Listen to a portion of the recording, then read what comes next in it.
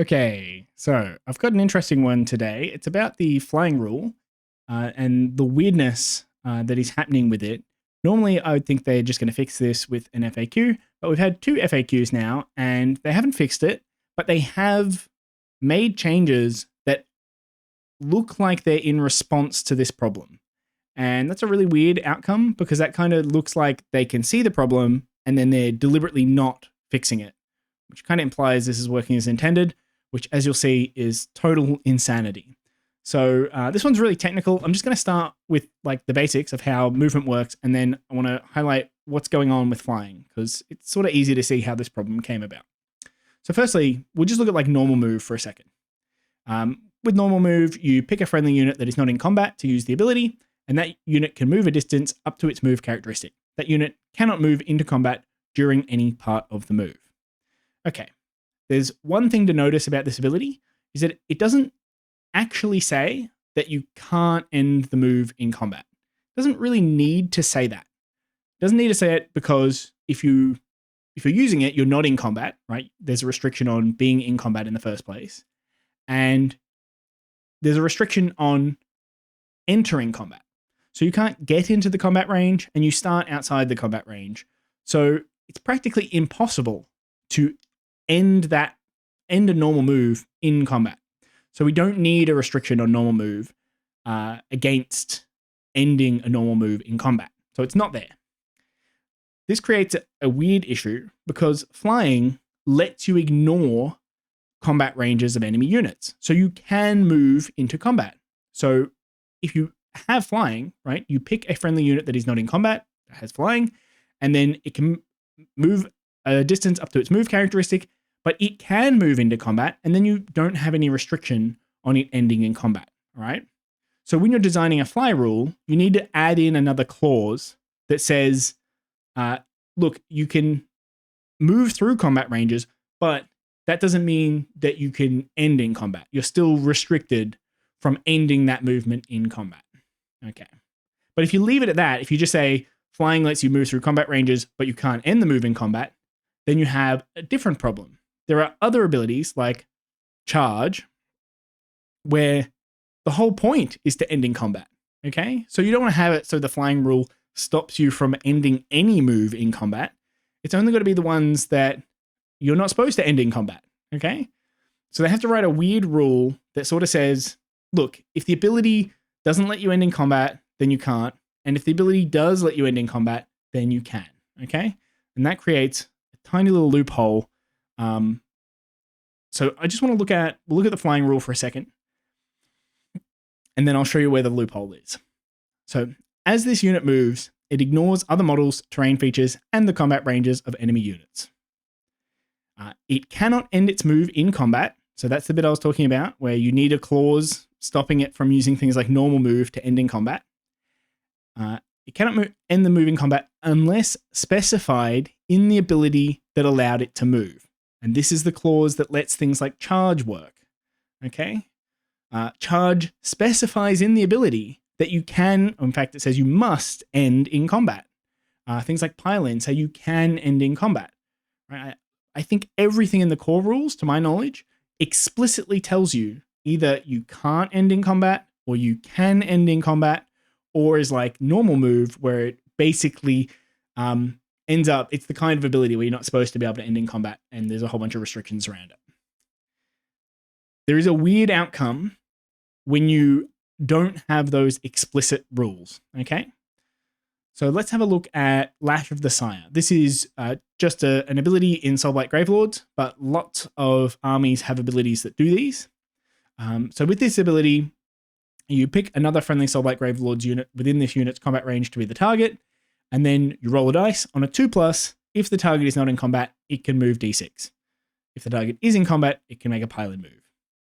The important thing to notice about the ability is that it doesn't give you any explicit advice about whether you can end this move in combat or not. And there's no restrictions in the core rules. If you look up just the movement rules, there's nothing that says that you can't end in combat. It's all up to the specific ability. The ability will tell you if there's any restrictions on it. And if it doesn't list the restrictions, then there aren't any restrictions. So rules as written, I can use Lash of the Sire on some Graveguard. If they're not in combat, I can move them D6, and they're allowed to end that move in combat. There's just nothing in the rules that stops them from ending in combat. But if I try to use this on a Vampire Lord on Zombie Dragon, the fly ability actually gets in the way. Because if we read fly again, it cannot end its move in combat unless specified in the ability that allowed it to move. So this is the ability that allows it to move, and it doesn't specify in this ability that it can end in combat, right? This isn't one of those abilities that specifies, oh yeah, you can end in combat. It doesn't do that. And because it doesn't do that, Fly says you can't end the move in combat, right? It's just one of the restrictions that you get added to you when you get the Fly keyword.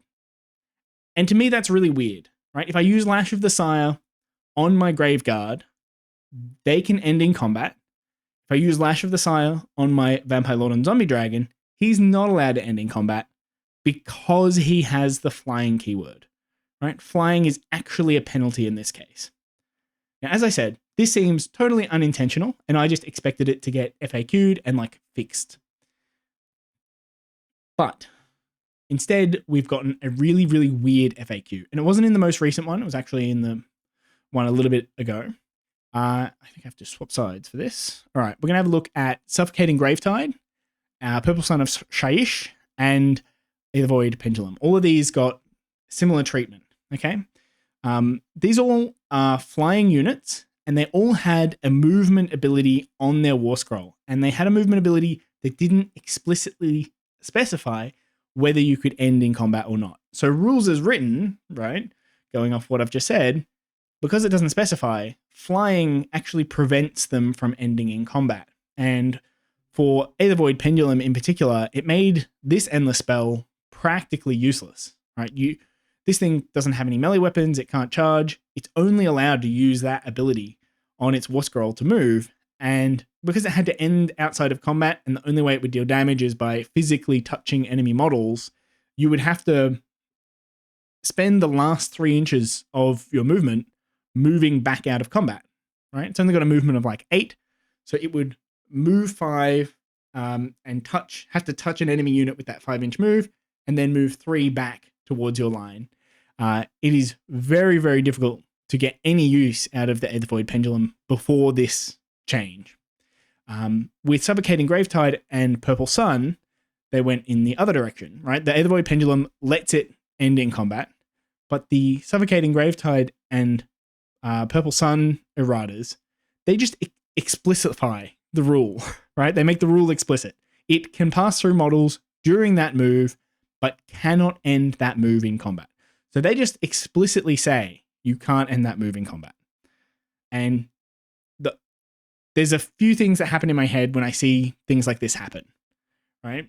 Firstly, this is errata, not an FAQ. So they are not telling you how to interpret the flying rules, because that's what an FAQ would be. FAQs are meant to be interpretation based. Erratas are meant to be changes, right? So in some sense, this is a change in behavior, right? We used to have, and I assume the Gravetide could end in combat, possibly, and now it can't end in combat, right? Because this is an errata. This is intended to change the behavior of these endless spells. But then you've got Aethervoid Pendulum, and I think Aethervoid got more changes, but Aethervoid's change says it can end in combat. So I don't know what to make of this. I don't know what the actual interpretation of the rules are, but the weird thing to me is this change indicates that Games Workshop understands the problem that the fly rule is causing, like the ambiguity or the weird edge case that I'm talking about. They know that exists, and I guess they thought, oh, these are the only cases where it exists. We just have to errata the endless spells, and then forgot to look at all of the movement abilities in all of the faction packs, because there are so many of them that just don't specify. And they have this really weird outcome where the rule is actually, it's one of them situations where it's not ambiguous, it's just a really unusual outcome. A bit like all of those abilities that say you can use 2 fight abilities. It's not ambiguous that that doesn't function, but obviously it's meant to function. So I think that's what's happening here. There is one more little thing while we're on the flying rule, and I think it's the new FAQ that we've got about flying. This is not directly related, but I do think it's interesting because I have a feeling the reason we have this FAQ is related. All right. So if an ability that allows a unit to move states that the unit cannot move into combat, for example, normal move, does fly allow that unit to move across an enemy unit's combat range? Answer, yes. So this question is asking, if I've got flying, do I have to worry about enemy units' combat ranges? And like we established, one of the main points of flying, right? You could say there's a point of flying about ignore vertical distance and ignore the models. But the point of flying is that you can ignore the combat ranges. So having an FAQ that's like, yo, can I ignore the combat ranges with my ability that says I can ignore the combat ranges? That's a really weird FAQ. That's a stupid as fuck question, right? But I have a feeling, had a feeling there's a reason for it to do with the contradictory rules, right? There is a rule later on that tells you how to deal with contradictory rules. And one of the principles is that can't beats can. And you have a rule like normal move says you can't enter the combat ranges of enemy units. And then a rule like flying that says you can enter combat ranges. These are contradictory rules. And the contradictory rules section says that the can't rules beat the can rules. So the restriction of normal move overrides the, breaking of the restriction from flying. But that wouldn't make any sense. So there's actually a bit more to the contradictory rules. So I'm just going to go down because I actually think this is really funny in light of that FAQ. Oh, modifier order. I think it is right here. All right. Contradictory rules. Excuse me. If 2 or more rules contradict, if one of those rules states that something cannot do something, this takes precedence over rules that state it can or must do that thing. So this is what I was just talking about. However, if you keep reading, unless the second rule specifically overrides the restriction of the first. I wonder what cases you might have where you have a specific overriding. Well, for example, while the normal move ability states that you cannot move into combat during that move, the fly ability specifies to ignore the combat ranges of enemy models during a move. Right? This FAQ is actually the example they use in contradictory rules. So I have no clue why this is in the FAQ. This is spelled out, not just letter of the law, not just obvious about how the flying ability works. It is also already resolved by the rules. It specifically tells you, yes, this is a contradictory rule, and it's the example for how to resolve them. It's weird, if you're going to put this FAQ in, I think you should point the reader to the section, right? You should say, according to 29.0, things that contradict work if it specifically overrides it, right? They should just write this out, put this rules reference, because if you're asking this question, you haven't read 29.0 because it already answers this question pretty much in the same words as well. So what I think has happened, because this is a baffling FAQ, when I read this, I was like, that's just how the rule is written. Some FAQs are so basic that it's just exactly what the rulebook says. Does it work exactly the way the rulebook says it works? Yes, it does. I have a feeling that maybe somebody has asked the FAQ team about this problem with flying, where they've said something like, oh, look, I have this ability that's like a Lash of the Sire, and I'm pretty sure I can end in combat with an ability, or I'm not sure. I don't know if I can end in combat. But then like if I have flying, it says I can't. Can I end in combat or not? And they've taken that vague or poorly worded question and not understood it and just like answered it like this. That's what I suspect is happening here, because I am expecting an FAQ for this flying ability. Like with the manifestation changes, they've already indicated they're aware of this specific rules problem. So why didn't we get that FAQ and why did we get this one instead? I'm sensing a bit of a mix up. Anyway, that's my conjecture. And that's all I have for you about flying. It's way too long of a video. I spent a whole 15 minutes talking about this tiny bit of rules minutia. But yeah, if you liked it, I guess do the YouTube gratuities. Maybe send me a couple bucks. And yeah, more of these coming up. This FAQ that's just come out has a few things like this as well. I'm excited to talk about covering fire, but I'll break these into separate videos. So I'll see you in the next one.